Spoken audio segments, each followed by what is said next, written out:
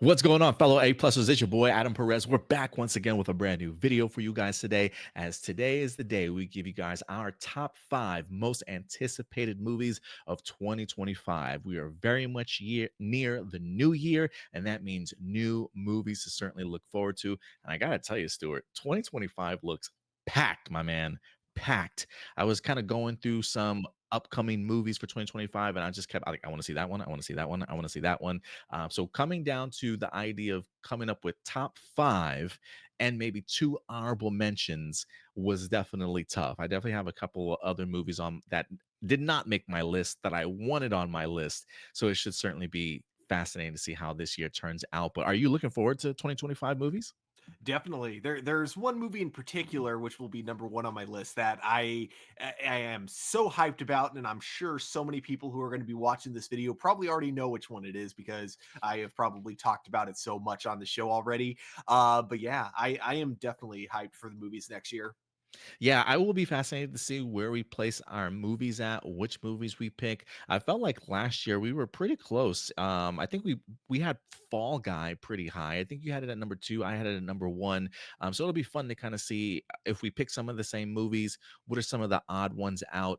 So I'm definitely going to be looking forward to it. But guys, look, as we go through our top 5 and our honorable mentions, we want to know yours as well. These are just simply our A plus opinions. We always want to know yours. So put your top 5 most anticipated movies of next year in the comment section box below along with us. But Stuart, as always, let's start off with our honorable mentions.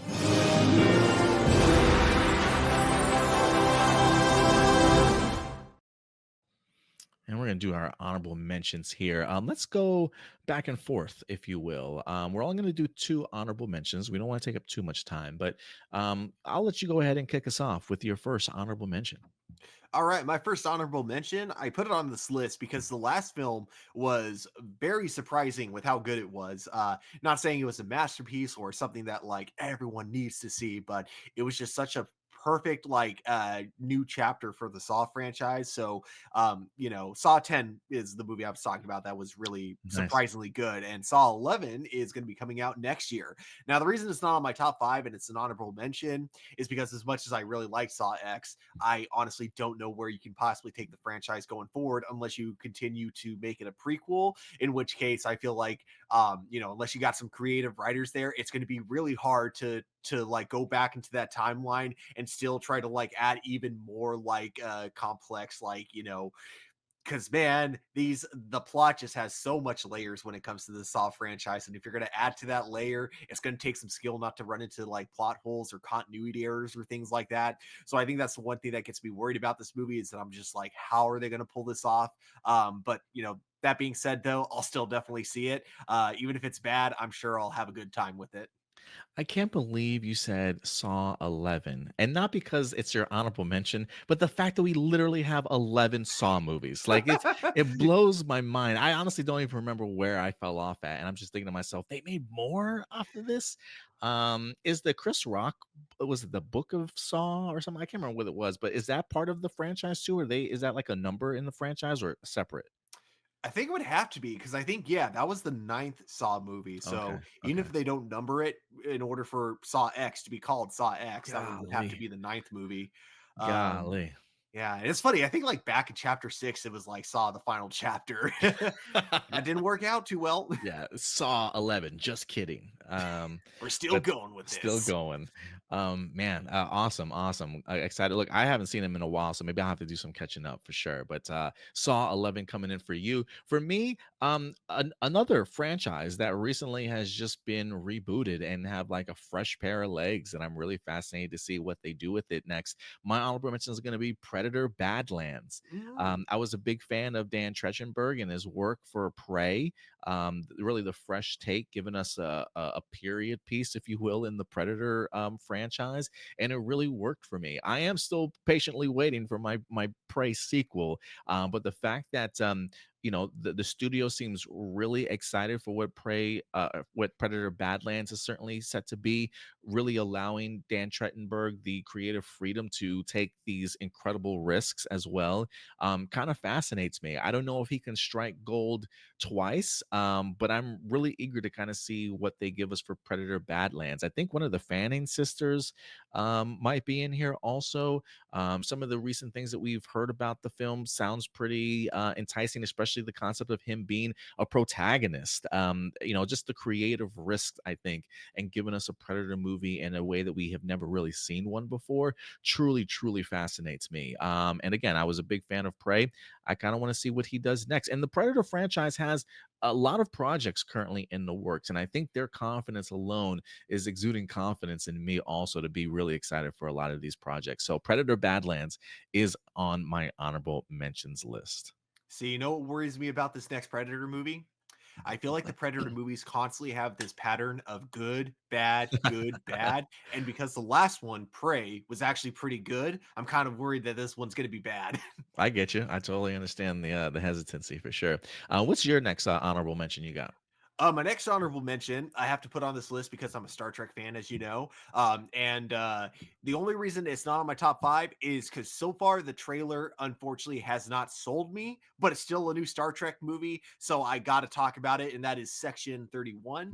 Nice. We finally get a spinoff involving Michelle Yeoh in her new involvement in Section 31. The timeline seems to be a little bit past the events of like Discovery, or specifically after the events of Discovery season 2, but way before, season 3.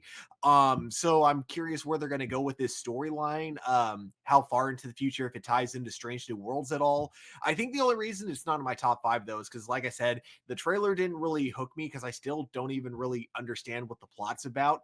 And just the fact that it's the least Star Trek like feeling I've gotten when watching a trailer for something that's, Star Trek related.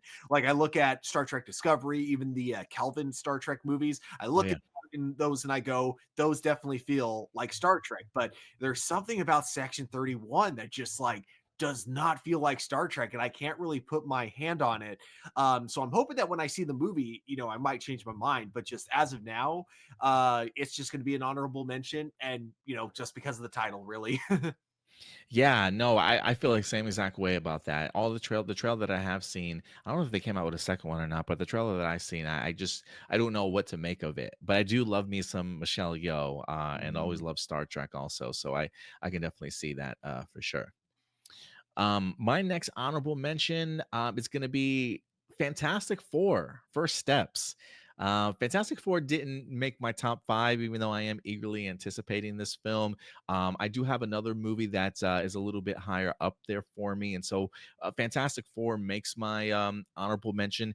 Look, I love the cast, and I think also it just makes my honorable mention because I feel like I've seen these movies before. I've seen three other Fantastic Four movies, and granted, while I do expect this one to be better than all of them, there is certainly that hesitancy of like, okay, like you almost have to prove it to me at this point. You almost have to show me that you're going to be better than the previous ones here. But I am looking forward to this. I absolutely love the cast. I have really no qualms with who the casting choice is. I dig the concept of a sort of a retro 60s, the storyline that they're going with the Galactus and female Silver Surfer in here. I just think the possibilities of great cameos, taking big swings with the storytelling that you want because of the fact that we are still in the multiverse saga. I really am curious to see how Fantastic Four fits into the overall scheme of things while also being its own sort of original story at the same time. And so, Fantastic Four: First Steps makes my honorable mention. So yeah, I was thinking about putting it in my top five, but I was like, you know what? I'm gonna honorable mention this one though. Makes sense. If I'm being honest, like, don't get me wrong, I'm still looking forward to seeing it, and I'll watch when it comes out. But I feel like the closer we get to the release date, the less hyped I feel like I'm becoming. But maybe that'll change once the trailer comes out. Yeah, I think it probably will change for me too once the trailer winds up dropping. Do you think as we get closer, do you think it's one of those things where it's like because you have seen a Fantastic Four movie before, so it doesn't really hit you the way you want? I think so, yeah. I think it's because I've seen several different adaptations of it. So even if this goes in a completely different adaptation or different direction than all three of those, I don't know if there's really anything that this movie can do to really surprise me, if that makes sense. Yeah, no, I totally get you. All right, those are in fact our honorable mentions. What didn't make your list? We definitely want to go ahead and know this. Trust me, there's plenty of other movies that didn't make my list. I'll probably mention after we get through our top five, but I am fascinated to see what we got here, Stuart. So let's dig into our top five most anticipated movies of 2025. I will certainly let you go first here as well. So kick us off, Stuart. Number five. All right. So two movies that I'm just gonna show you right now did not make this list. But that doesn't mean I'm not looking forward to them. Unfortunately, Captain America 4 didn't make my list, and neither did Fantastic Four. But the movie that did make my list with upcoming Marvel movies would definitely be the Thunderbolts. This is a movie that I am actually growing a lot of hype for. I think when it was first announced, I don't think there was really that much hype for from my end, especially when they announced who was going to be in the Thunderbolts, and it seemed like the variety was like quite there in terms of powers. But the more I see the trailer, the more I kind of look at it as okay, in terms of powers and action scenes, it may not have what you usually are kind of hoping for when it comes to Marvel. But in terms of characters and the kind of banter that we get, this feels like peak Marvel, like something that we would have gotten like from the days of Avengers Infinity War. The real reason you love seeing these crossovers is because you love to see how all these characters that come from very different kind of worlds like come together and how they interact, and that's sometimes what ends up making some great chemistry between all these characters, leads to some great banter, just overall amazing character dynamics. And I think looking back at the cast and crew that they have here, while there isn't that much diversity in terms of their power set, so you may not get the most creative action scenes that you would have if you had a movie like Avengers, it does seem like in terms of the way personalities are going to clash, that's where the fun conflict is going to be, and it's going to be something that they can, assuming that they really understand what they have that they're working with here, is something I can see this movie like absolutely excelling at. I absolutely love this choice here, man. I feel like I've watched you come along for the ride when it comes to Thunderbolts for sure, and your anticipation for it. But I totally agree with you when you say kind of getting back to peak Marvel. I do think we might be on that trajectory as well. So that's awesome coming in at number five for you. Coming at number five for me, Stuart, I love original concepts. I love original movies. I know a lot of people don't go and see it very often, but I saw this trailer in the movie theater several weeks ago. I can't remember what movie I saw it in front of, but it immediately captured my attention. I don't know if anybody has heard of this film, but it's called The Legend of Ochi. It's set to go ahead and drop, I believe, February of this year. It's coming to us from the studio A24, which I'm always really a big fan of. I always think they take really great creative risks, if you will. A great lineup. William Defoe's in this movie. Finn Wolford from Stranger Things is in here, along with Emily Watson. The concept is, it says here in the synopsis, a young girl learns to never go outside after dark because of reclusive forest creatures known as the Ochi. However, when a baby Ochi is left behind by its pack, she embarks on the adventure of a lifetime to reunite it with its family. Sounds corny to certainly say the least, but when you actually see the trailer, it's really moving. Great musical score attached to it. It's almost like these creatures are built up to be like these violent, horrific, nightmarish creatures, and the people in the community sort of raise these kids up and train them to go ahead and kill them. Like this is literally like their job, if you will.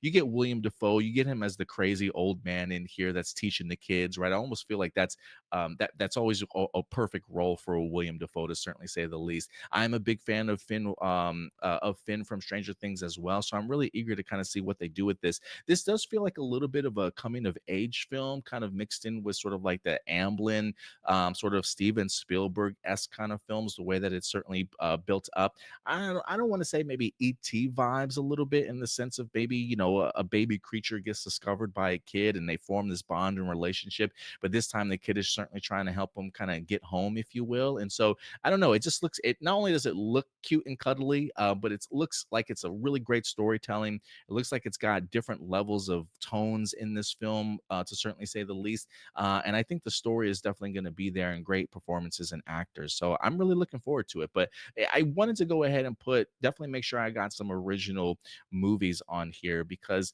I I personally, I don't want to say I get tired of remakes and franchises and fandoms and things like that. But when an original movie, especially with a really great trailer that I certainly recommend you guys check out if you haven't checked out the Legend of Ochi trailer yet, it really captured my attention. And it kind of going back to the Amblin stuff, and even what we're getting is something like Skeleton Crew. It is that sense of like a wonder, elements of fantastical elements to it, but also grounded in human, human emotions and characteristics and stuff. So for me, coming in at number five is going to be Legend of Ochi. Have you seen the trailer Yeah. at all, Stuart? I did. Something I really like about it not only is the really cool design for the creature, like really, really unique and original, but I also kind of like how this world seems to be taking place, like kind of in modern times, but it's clearly not like the real world. It's clearly like kind of a fantasy version of that world, Yeah. kind of like the direction that James Gunn seems to be going, like, with his, DC universe. So it is kind of cool to get an original movie with that kind of a concept too. We can have Yeah. like modern tech, but like it doesn't have to be the real world. Yeah, and they refer to it as an American fantasy adventure film. And so, yeah, it's definitely right up there with what you described. So, I'm kind of looking forward to it. So that makes my number five. What do you got as your number four, Stuart? Oh, my number 4 is, of course, Ballerina, which anyone who watches this channel knows that, we're all really looking forward to this movie because we love the, John Wick franchise. So it's gonna be kinda cool to follow that world. I always talk about how, like, one of the things that the John Wick does really good at, even if it's not, like, the thing it like, people go into these movies to see, is that this franchise knows how to do some really cool, world building and to constantly introduce new factions of this, like, kind of underground criminal organization, and they always give you just enough to make you want more, without, like, dragging the story on with those a little bit too much. So it is cool that we finally get to take our time to actually go into one of these factions, learn a little bit more about it, and I hope this kind of leads to more spin-offs within the John Wick universe. Even if we don't have John Wick going forward, I'm still definitely down to see this universe keep going. Yeah, man. I think uh God, Ballerina looks fantastic, man. It's been gaining a lot of traction. We've been posting a lot of that stuff for Ballerina on our Facebook page, even in Reels, and there's a lot of anticipation in regards to this movie. Anna de Armas looks like she's just gonna be just fit right into this world absolutely beautifully.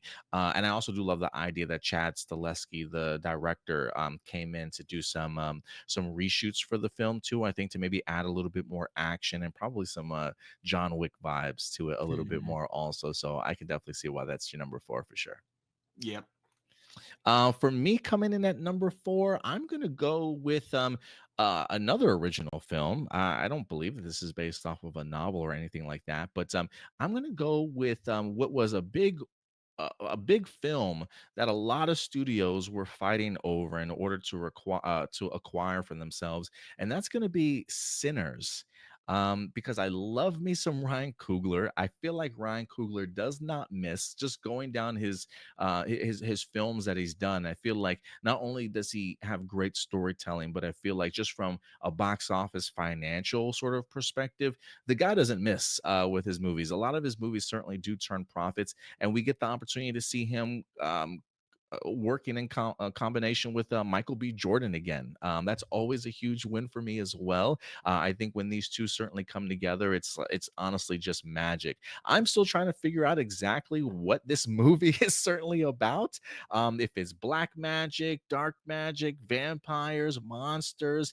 The synopsis says trying to leave their troubled lives behind, twin brothers return to their hometown to start again, only to discover that an even greater evil is awaiting to welcome them back. The fact that Michael B. Jordan is going to be playing dueling roles in here, twin brothers, I'm going to be eager to kind of see what his acting performances are. How does he decipher himself from the other person as well?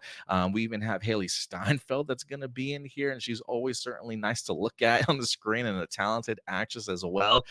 Her combined with Michael B. Jordan and Ryan Coogler, I think they're going to make some magic together. Honestly, I think they have some really great talent that's certainly attached in here, but it is the element of seeing them do a sort of a modern take on like an American kind of vampire film, if you will. It might be a period piece too, if I'm not mistaken, from seeing some of the seeing some of the photos that I've seen so far from first looks and behind the scenes and whatnot. So I'm eager to kind of see what Ryan Coogler has come up with. But the combination alone of Ryan Coogler and Michael B. Jordan uh, has my butt in seats immediately. So Sinners for me comes in at number 4. Yeah, just from that trailer alone that we got, definitely looks like it's going to be another win for Ryan Coogler. But yeah, like I remember hearing before watching the trailer that it was supposed to be about vampires, but there was definitely nothing in the trailer that gave me vampire Yeah. vibes yet. So I'm Yeah. very curious how it all kind of comes together. And the actor Delroy Lindo is in here too, and I always think he's an amazing actor as well. So yeah, I love what Ryan Coogler's put together so far in regards to a cast. We'll see if the story is there though. Stuart, we're into our top three, man. Kick us off. What's your number three? All right, number three. You know what? This movie may fail. It may be as bad as all the Disney remakes we've gotten in the past, but I'm gonna put it up here because at least it's coming from a different studio, and that is How to Train Your Dragon, the live action movie. I've been very vocal about how much I just do not like live action Disney movies, and I think it's just because they change the wrong things, if that makes sense. Like basically the problem is that they keep the plots way too similar to the originals, but then they end up changing themes that just don't make sense within this new structure that they had, or they'll keep things that just don't work in that new structure, or same vice versa. So it's just they've always been a huge mess to me, but there's something about this in particular, this live action remake, that really has me intrigued, and it's probably because we have the same director from the original animated movie. So I feel like if anyone knows how to keep the themes, but still know exactly what to change up and what to keep, I feel like this is going to be the director to do so. I'm really hoping he takes like a what's his name, Robert Kirkman approach to this. So to know what I'm referencing here, Robert Kirkman, of course, worked on the comic book Invincible, but he also works on the cartoon series for Amazon for Invincible, and he uses the animated series for Invincible to kind of make improvements for things that he didn't really like when he originally wrote these specific elements in the comic books. So I would love to see him go for something like that with a live action How to Train Your Dragon movie. Take some things that he felt like needed some improvement from the previous film and adapt that a little bit better into live action. And the main thing too is I really hope he knows what works in live action compared to animation. That's probably the one risk you're going to have with hiring an animation director to do live action. But my overall hype is still there just from looking at the visuals that we get. The casting looks like they did an amazing job, and then also that the set designs, costumes, and that CG with the dragons. I think it looks just enough like the original movie, but just like only like just enough texture to make me believe that this could be a real world. So yeah, How to Train Your Dragon live action movie number three. I love the choice, man. If I did have some hesitancy, it would be what you brought up in regards to an animated director coming into live action. I don't feel like I've seen that much to great success, at least, with the exception maybe Travis Knight from Kubo and the Two Strings and some of his other animated works into Bumblebee that really worked for me. We've seen Dave Filoni go from animation and kind of struggling, doing decent job, but kind of struggling in certain aspects. So I totally agree with you. Animation is not live action, and they're two completely different things. So it'll be interesting to see how he does that. But aside from that, yeah, it's definitely up there for me for a film that I would definitely want to see. Mhm. For me, number three, Stuart, I'm gonna steal one of yours here, man. Thunderbolts, baby. Thunderbolts makes my number three. Hell yeah. I'm really excited for this film. I truly am. I've been saying this for a really long time, making this prediction that I do think that Thunderbolts is going to be the best MCU film of the year.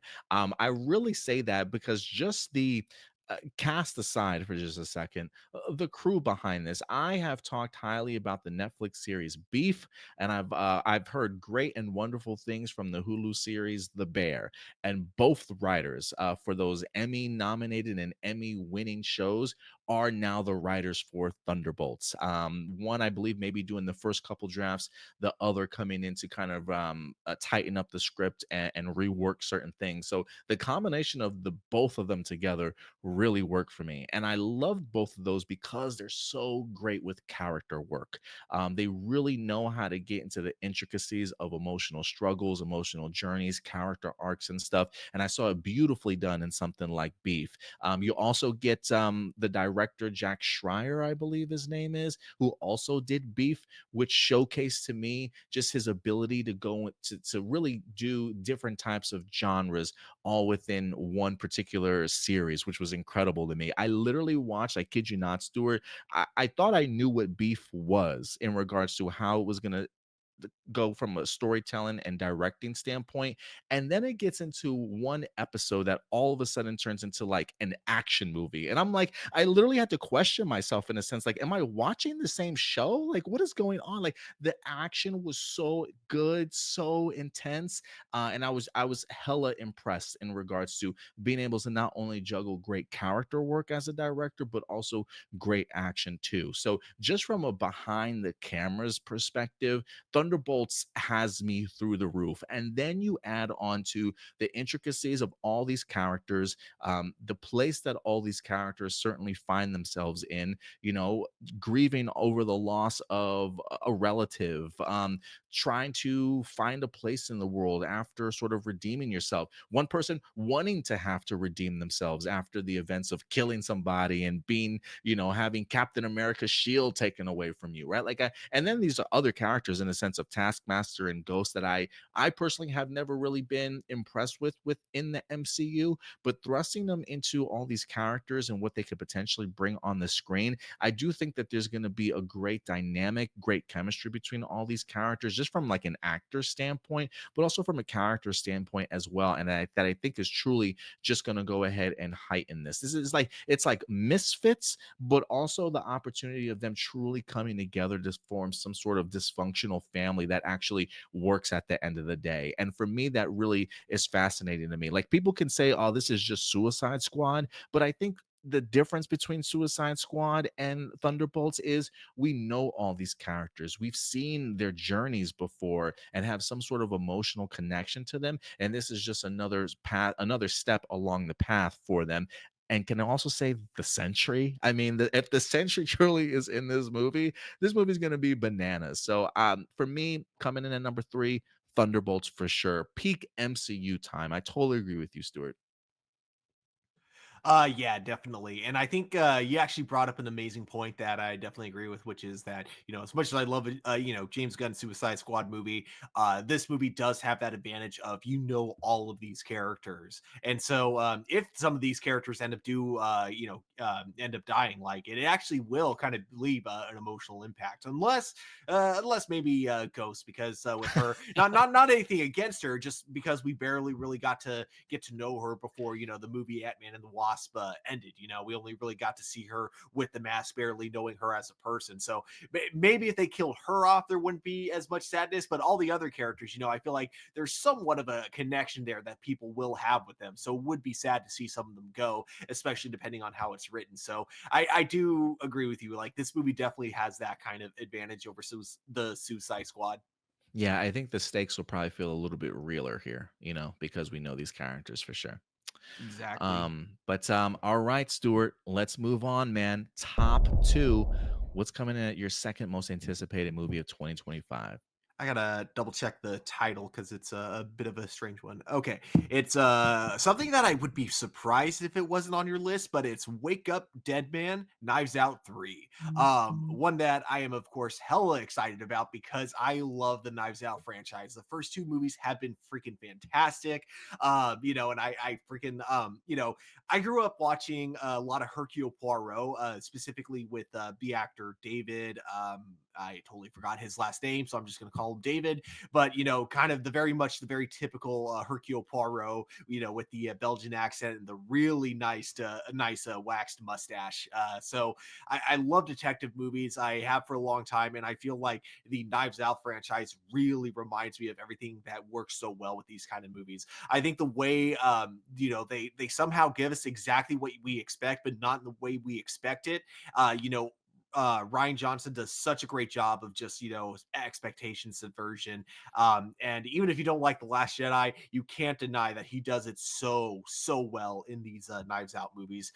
And not to mention, I think he balances humor and the dark tone, especially with some of the cases of these murders. I mean, he balances the two of them so perfectly well, and he just knows how to write entertaining characters more than anything. More than anything, like even if you're not supposed to like these characters, per se, you're still going to be entertained by them. And that's something that he does a great job with. So I am really excited for this one. That is why it is number 2 on my list.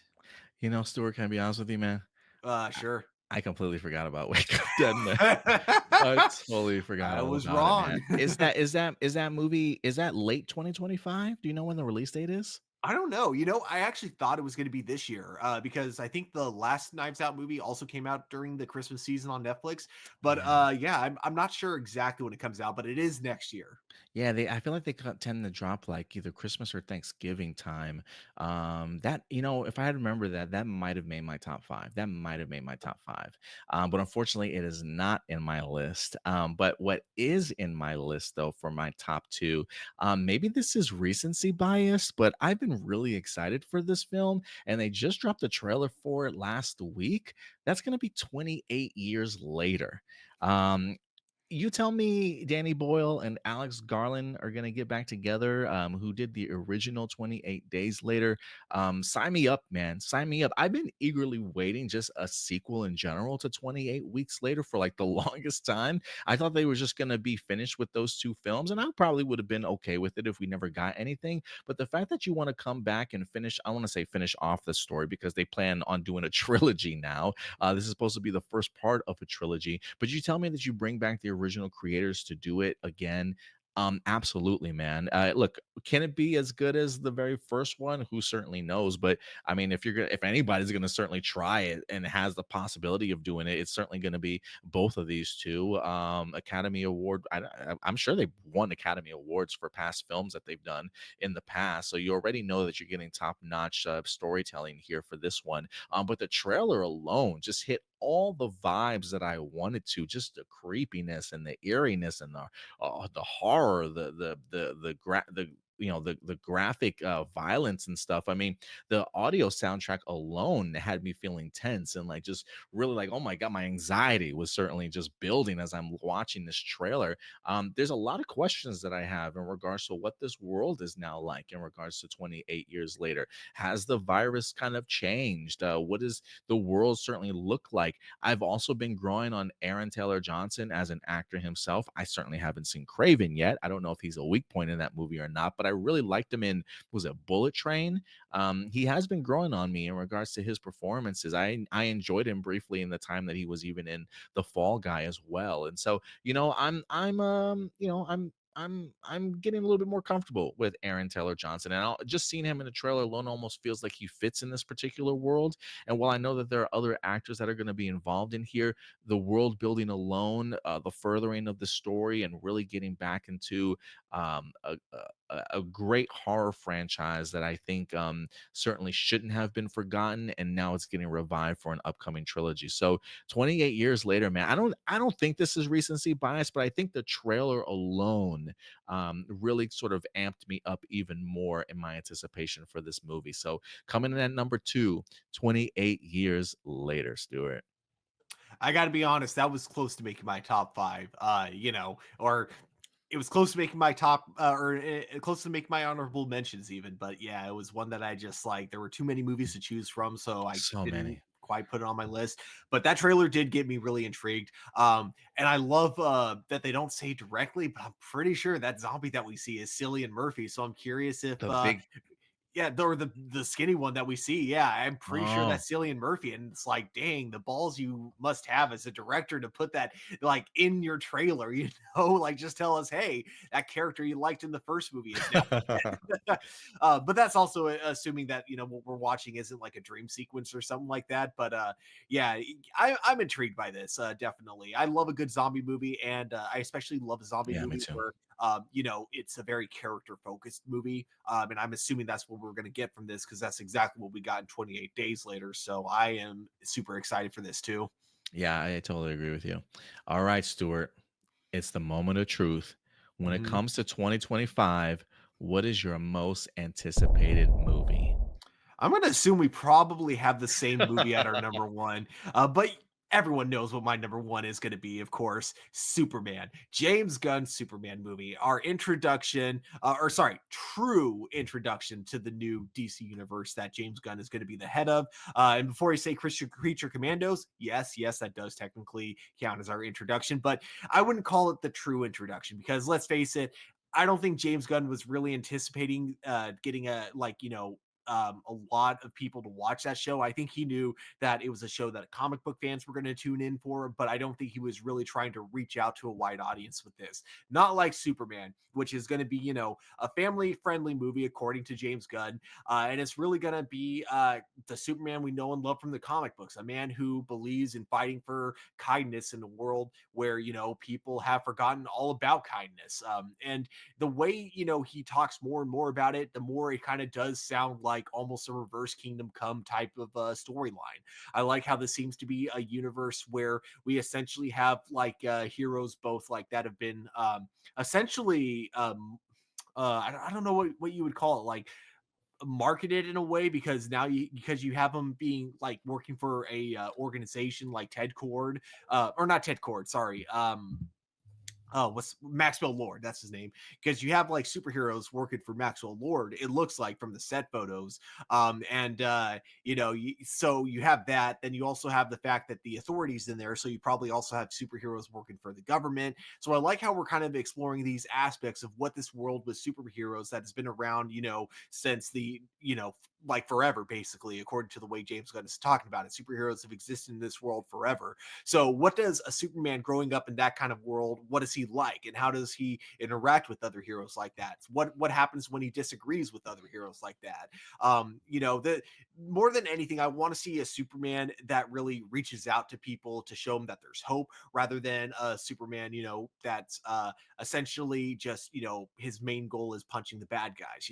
As much as I want to see him punch the bad guys, I just hope that's not what this Superman is about, and I don't think it will be because if there's anyone who loves comic books in Hollywood, we know it's James Gunn. We've seen the way he writes comic book characters. We've seen the respect that he gives them. I mean, maybe a couple he'll diss here and there, but I mean that's because we're all human. We all have our own biases on what characters we love and don't love.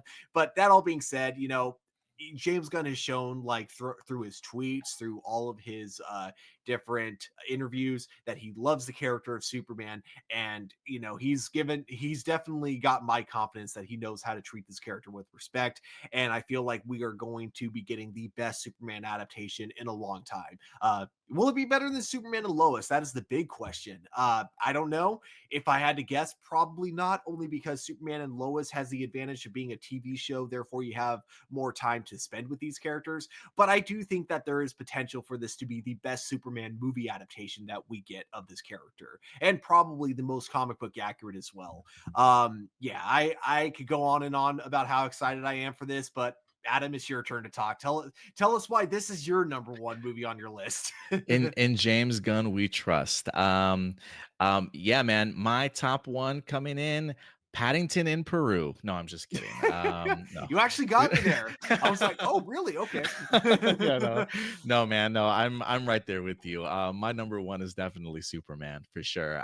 I was already hyped for this movie, and then today we wind up getting just the teaser poster alone. I literally haven't even seen the teaser trailer for it yet, but like just the poster, the motion poster with the musical score attached to it too. I mean, I'm just I'm in my Superman bag. Like 2025, just beginning January, guys. I'm probably gonna be talking about Superman all the time leading up into July. I just cannot believe that it's certainly gonna be here. And just to be on part with what you were saying, Stuart, in regards to like the type of Superman that you hope that we get, they did drop a brief synopsis today too, and says James Gunn takes on the original superhero in the newly imagined DC universe with a singular blend of epic action, humor, and heart, delivering a Superman who's driven by compassion and an inherent belief in the goodness of humankind. That is the Superman I am ready to see. Look, I love you, Henry Cavill. I love what you and Zack Snyder did in Man of Steel. It's probably one of my favorite Superman films, to be quite honest with you.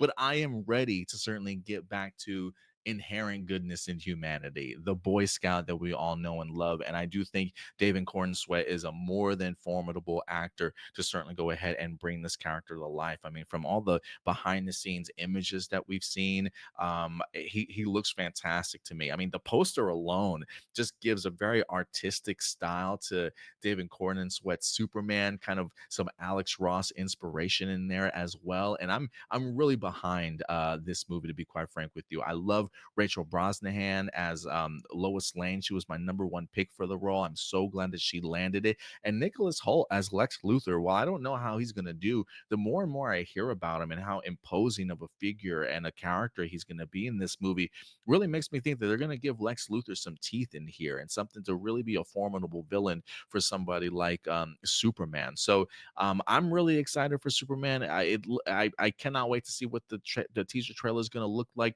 And if anything, I will say I think James Gunn, while maybe not my first choice to do a Superman movie, I do love his movies.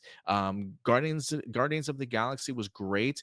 There are some elements in Guardians of the Galaxy Volume 2. I'm really not a big fan of that film, unfortunately. I feel like there's some things that are just forced in there that I'm not a big fan of. But then he comes back with Guardians of the Galaxy 3, almost in the sense of learning from some of his past mistakes. And it was an incredible film, especially if you want to talk about just action pieces too. I mean, the hallway scene at the very end was probably one of the best MCU fight sequences I've ever seen. Just the choreography and the CGI that has to go into all of that. I just think James Gunn has a great balance of like the synopsis says, humor, heart, and just epic action. And I think he could really make us feel for a lot of these characters. And so look, there's a lot riding on this movie in regards to the launching point of the DCU, but I'm fully behind James Gunn certainly trying to make this work. And just based off of what he's done in his past films, I think he's certainly the man for the job here. And I really hope that this sets DCU up to be sort of the next sort of I don't want to say the next MCU, but to kind of take the lead and take the helm of superhero comic book movies for like the next 10 years. And I'm really hoping that that's what James Gunn is capable of setting us up with. And Superman's got to be that one. And I really do have faith in this movie before I even see the teaser trailer. That's crazy to say, but I know a lot is riding on this. And I think that's why it's one of my most anticipated movies for 2025 for sure. Yeah, same here. And I think James Gunn's confidence in this movie is also what's kind of getting me Yeah. excited. The Yeah. fact that we're, this close to a trailer, and despite the way that the internet was trying to